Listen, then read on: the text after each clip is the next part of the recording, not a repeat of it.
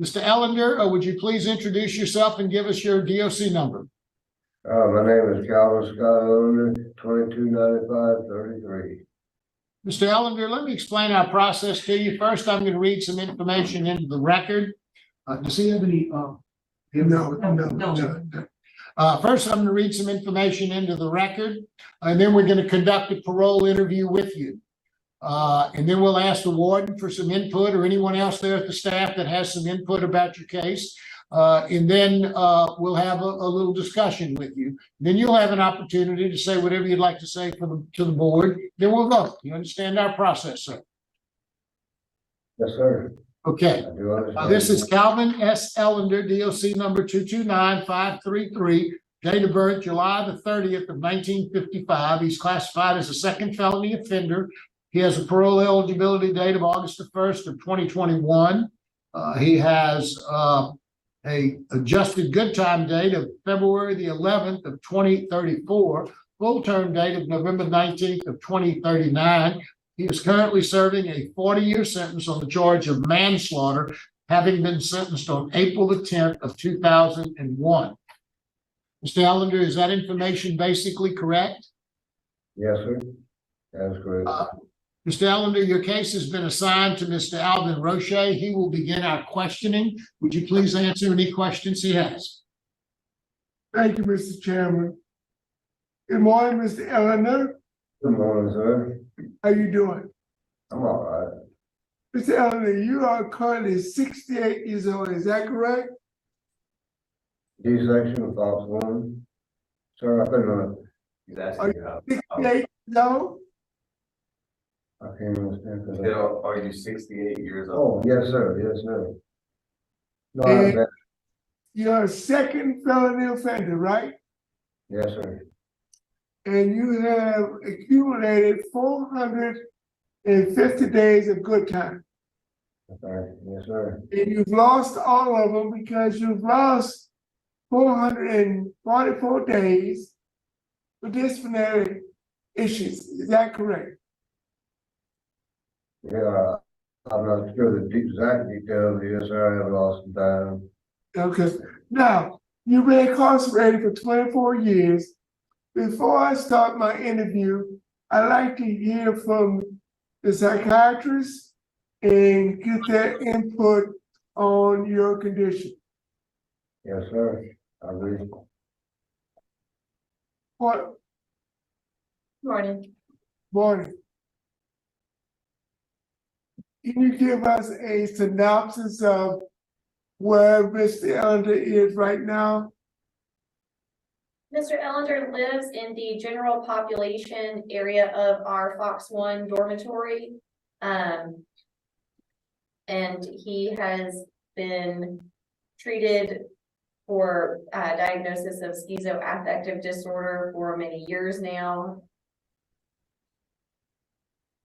He has been compliant with his treatment regimen and his treatment plan during his time.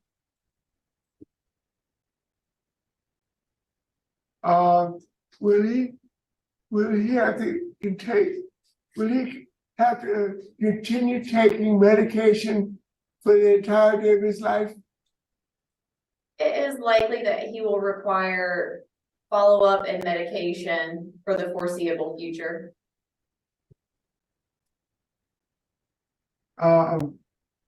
But he's stable now. Yes, sir. Thank you so much. Jackson, what kind of release plan is being explored with release parole? One along. Yes, sir. Is there any specialized release plan in the works for Mr. Ellender? Yes, sir. Well, if granted, we would try to find a treatment facility that would help him. He wouldn't require inpatient, but he would require follow-up visits and continued medication treatment. Thank you, Mr. Roche.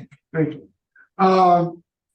Mr. Ellender, tell us exactly why you were incarcerated. I'm incarcerated because we had a whole lot of problems with drugs and alcohol. Eleanor, in my speak life. up. Mr. Eleanor, speak up so we can hear. I got a lot of trouble with my parents, you know, in my life with because of drugs and alcohol. And it was because of that crime happened. I just couldn't take the fact that she was. Mr. Eleanor, you're mumbling. I need you to speak and tell us why you're incarcerated. Sir, I had a lot of trouble with my parents in my whole life because of drinking and drugging. And I had just got out of jail for DWI that I couldn't pay it.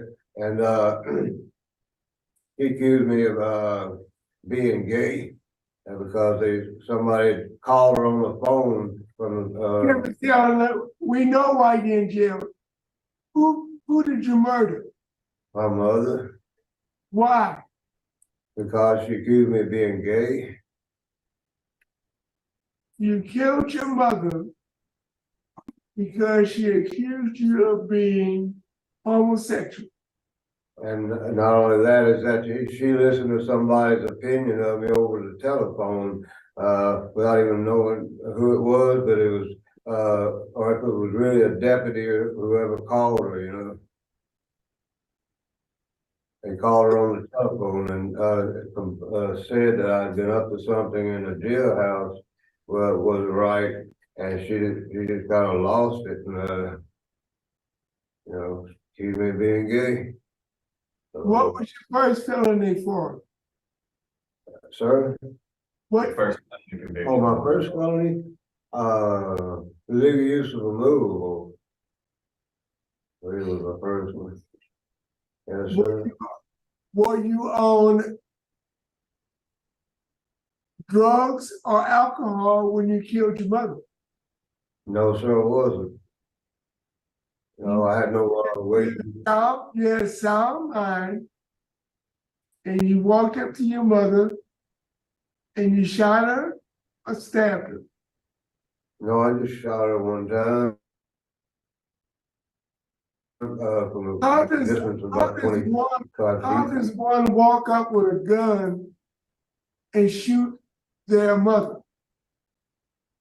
Well, sir, like I was explaining, we had a whole lot of trouble in my life behind drinking and drugging, and her whole family was nothing but alcoholics. A whole bunch of, my father died behind alcoholism. When the car he was riding in the back seat crashed into a tree, and he was killed. And So tell me the programs that you've completed in 24 years of incarceration. yes, sir, I was able to keep my hands on a guitar the whole time, and I'm a professional lead guitarist now. And I play in a band here at prison. Tell me what, Uh, hey, you have 450 days, good time. So tell me about the programs you've completed.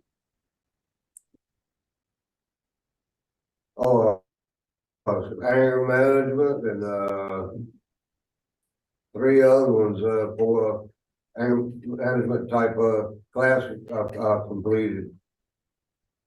I can't remember exactly.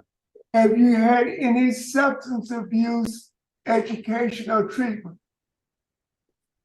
No, oh yes, sir. At this prison, Yeah. I know on my own that not to abuse drugs, alcohol. Because my mind has become more at work now, and I'm able to write songs and do good things with my music, and everybody enjoys everybody one I know enjoys it. Warren Butler, can you help me out? Has he completed any substance abuse education or treatment?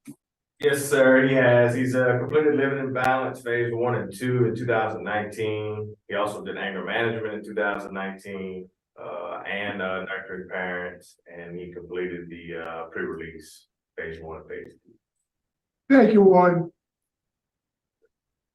What's your current job assignment, Mr. Ellender? My current job assignment is idle, I believe, because, I have a broken collarbone, I have duty status for it. Okay? Are you trustee? No, sir, but I've been an orderly before, out of, where I was just, shipped to Fox One from, I was an orderly for several months. Mr. Ellender, you're on duty status, and you don't work, but you have 4 Class B write-ups in 21 and 22. So tell me why all the disciplinary problems? A Class 3 write-up, a Rule 3, defiant. Yes? So I put that all behind me, and I just don't recall the, details of any of it happening. Okay, but you have 4 Class B write-ups in the last two years. Yeah, so one was a mistake. The first I was just, out of the fact that I was, just, doing something, I should have not been doing this because, I was trying to change bunks and, was messing with another guy's locker, trying to move it back to where I lived. I get the bunk where he lived because there's big old holes in the springs. Okay, what was the fight about? You have a disciplinary write-up in 2022 for a fight. Yeah, yes, sir. It was really a one-sided fight because when I hit the dude a couple times on the legs, he grabbed me by my hands. He was really strong and I couldn't do anything else. And according to proper procedure, the free man rode us out. He rode me out. What was the theft? You got a write-up in 2021 for theft. I fell. I've never heard that one before. One ball. Yeah, it looks like he had multiple write-ups on that occasion. It was a 3, a 5, and a 22. I think that was what he was talking about, moving the lockers around, moving in the dorm. I guess they got him with the theft for maybe taking the lockers. Okay. See. Yeah, he's moving the offender's property to relocate his bed area, and that's what it was. Okay, thank you, Warden.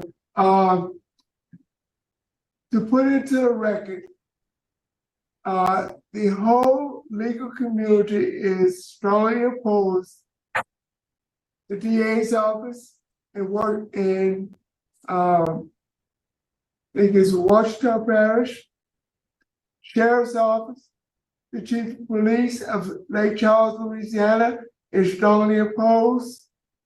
The victim's family is adamantly opposed and says the offender is at risk to public safety, and if released, he will murder again.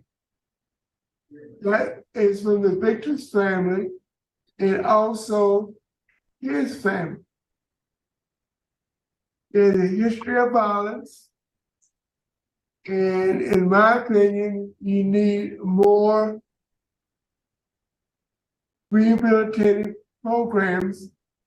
Warden Bowlong, do you have any comments, remarks, observations? Yes, sir, Mr. Roche. He's been doing well. He's been stable here. He's done some programming.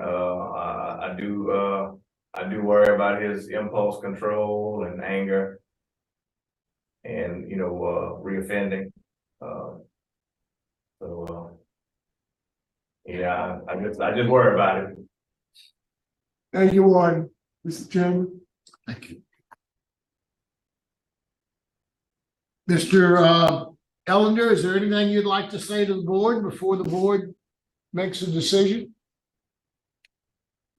Well, sir, when I came to this prison, I was still filled with a lot of anger from my youth, and it took them a while, but they got me straightened out.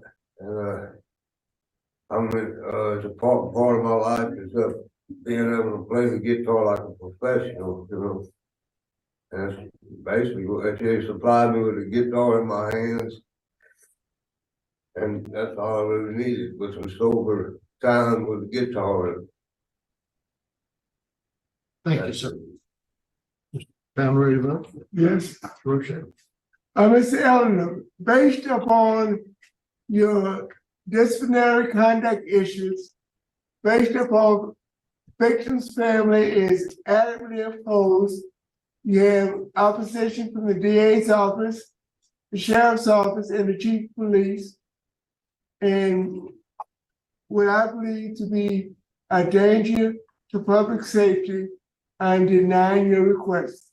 Thank you, Mr. Roche. Mrs. Alwise. Mr. Ellender, I'm glad to hear that you are compliant with your medication and you're doing what they ask you to do and that you're feeling better. Like I said, your music is coming back. I'm glad to hear that. But however, for the reasons Mr. Roche has already stated, my vote is to deny as well. But I want to encourage you to continue to do well and cooperate. Mr. Ellender, you have 2 votes to deny. My vote is likewise to deny for the same reasons as my colleagues. I hope you continue to take your medication and continue to improve. Good luck to you, sir. Thank you, sir. I appreciate the help.